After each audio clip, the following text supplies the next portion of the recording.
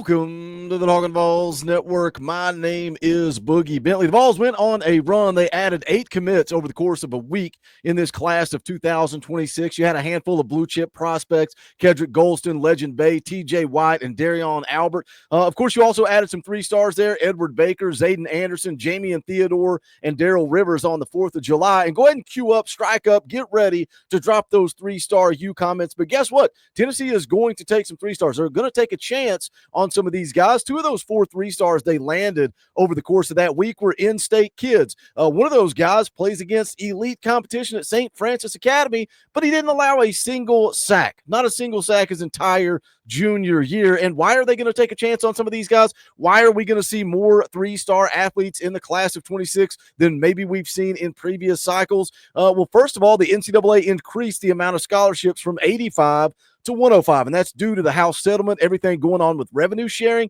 Some of these players would have been walk-ons, but now they're going to be on scholarship or maybe a partial scholarship. And right now, you can go to On3 and you can look at the class of 26 and you can look at the recruiting rankings. And you can see on the screen right there, Tennessee's 14th, and you're going to say, well, that's not good enough. It's because we're landing all these 3-stars. Well, let me just say this. The number 1 team in the country right now, USC, has 10 3-star prospects committed in their class. That's more than Tennessee. Georgia, ranked ahead of Tennessee, they've got 5. Alabama and Ohio State, they've got 6. Michigan, Miami, Clemson, FSU all have 7. Tennessee has 8 3-star kids committed in this class. You're going to see more 3-stars from top to bottom. That goes for every school. But look, here's the bottom line, man. You just got to land your fair share, right? And somebody said the other day, Boogie, you say that all the time. Well, I stole it directly from Austin Price. You're not going to get every 5-star kid, but you just got to land your fair share. Get across the finish line with Savion Hyder. Get across the finish line with Braden Rouse.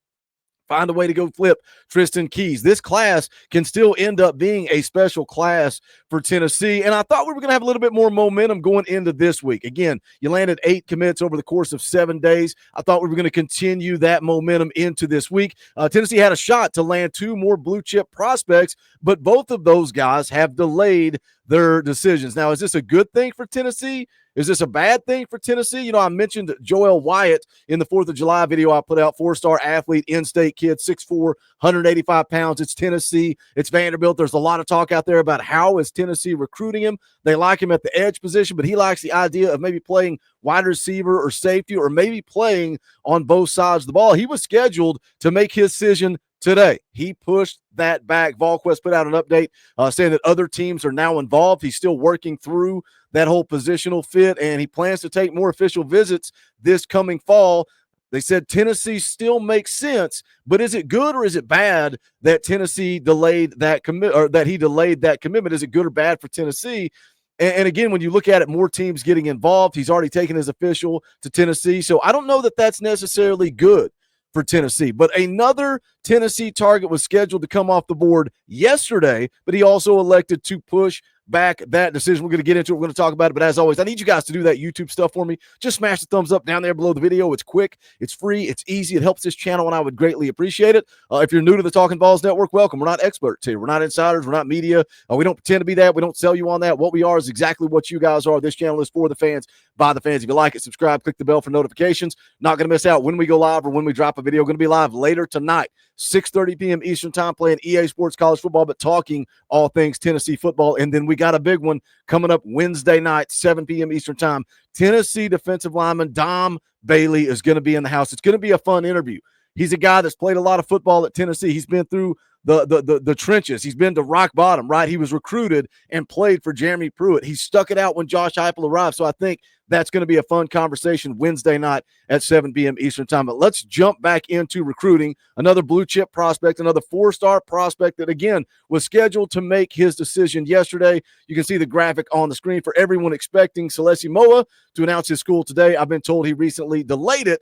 Before anyone freaks out, Moa delayed it before Wilt Fong made his expert prediction. We're going to talk about that here in just a moment as well. But I've not talked a whole lot about Celesi Moa on the channel. He's a 4-star athlete, plays wide receiver, also plays defensive back. And again, similar to Joel Wyatt, that could be playing a part in this thing. 6'2", 175 pounds out of the state of Utah, nationally ranked 57th best player in the country, third best athlete and the number one player out of the state of Utah. It's Tennessee, Michigan, Michigan State, Utah, and Washington. He comes from a family full of athletes. His dad played at Utah, which kind of leads to a lot of the speculation that ultimately he ends up at Utah. But again, just like we look at Joel Wyatt delaying his decision when it seemed like Tennessee was the front runner, is that good or bad for Tennessee? Same thing here with Celesi Moa. A lot of people felt like Utah was the front runner, so him delaying, is that a good thing for Tennessee? But again, his pops played at Utah. He has an older brother that played at Utah State and then later ended up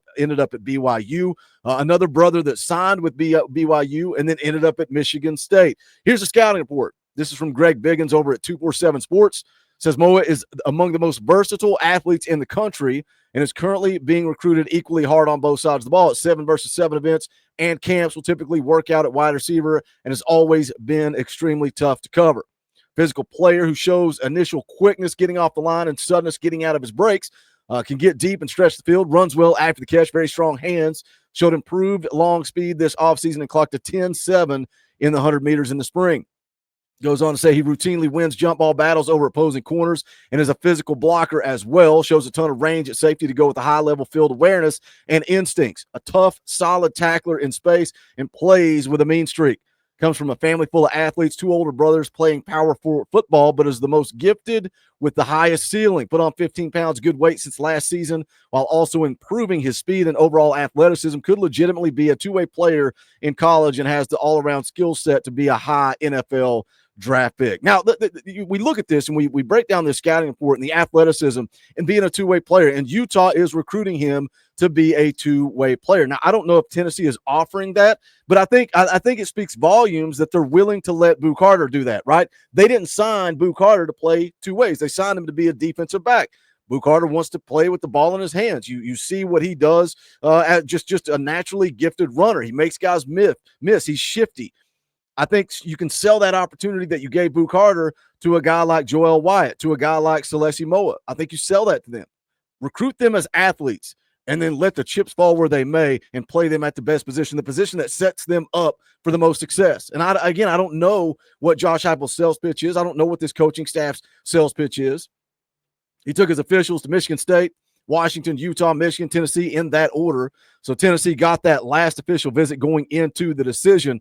Now, coming out of the trip, said it was a great experience. He said you have to have a precise program to be able to hang an SEC ball, and I know Tennessee can get me right. I know Coach Hype, Coach Pope run a good offense. I love Coach Pope. Didn't really know what to feel like because I had never been out there before. I thought the stadium would be like Washington's, but it wasn't. It's way bigger. It's nice here. It's crazy, great experience. He said Coach Pope showed me that I could play all around on the offense and not just one position, but I like the slot and outside receiver and how they could move me around. So they said both sides of the ball want me, and they said if I don't want to play offense, I can play defense. So that tells you the sales pitch. He said they said it is my preference. Whatever I want to play, I would want to play offense first at Tennessee. Again, you sign me up with Faison Brandon. You give me Legend Bay. You give me Tyreek King, you give me Celesi Moa, and let's go flip Tristan Keys. And let's talk about what that offense is going to look like when these kids show up on campus. Said the visit helped Tennessee a lot in my process. They are probably on top of my board right now, top 3 maybe. Now, earlier in the week, and again, this goes back to the tweet on the screen, Steve Wiltfong. Earlier in the week, going into the decision, this was early like Monday, Tuesday type time frame, Steve Wiltfong said Michigan continues to swing at 4-star athlete Celesi Moa. They're trying to make a move on Tennessee and Utah. Now, Matt Ray, around that same time, said the Vols are battling like the others. Not sure any school has been told they are the pick just yet. That was earlier in the week. Now, Steve Wiltfong, later, we get a little bit closer to the decision. July the 3rd, we call it, they call it a Fong bomb. We call it a spoiler alert. July the 3rd, Steve Wiltfong put in an expert prediction for Utah to land Celesi Moa. So we thought it was done. We thought it was a wrap. The decision was supposed to come yesterday. So on the 3rd, the prediction comes in. He's supposed to commit on the 5th, but then he delays that decision. Is that good or bad for Tennessee? I think that's good. I think Tennessee's giving him some things to think about. Is Michigan giving him some things to think about? After he delays the commitment, Volquez put out a brief update, said he continues to have good conversation with the staff, but it appears his timeline is in flux. So we will see when Celeste Moa decides to come off the board. We will see when Joel White elects to come off the board. Is it good? Is it bad? Let's talk about it in the comment section. As always, smash that thumbs up on the way out the door. You can go check out the Talkin VAWLS merchandise, bonfire.com/store/Talkin VAWLS. Also, if you want to support, hit that join button down below right beside subscribe. It's only $1 a month, but you keep the lights on around here. You allow us to talk Tennessee football every single day of the year, and we are grateful for that. But that is going to do it for this one.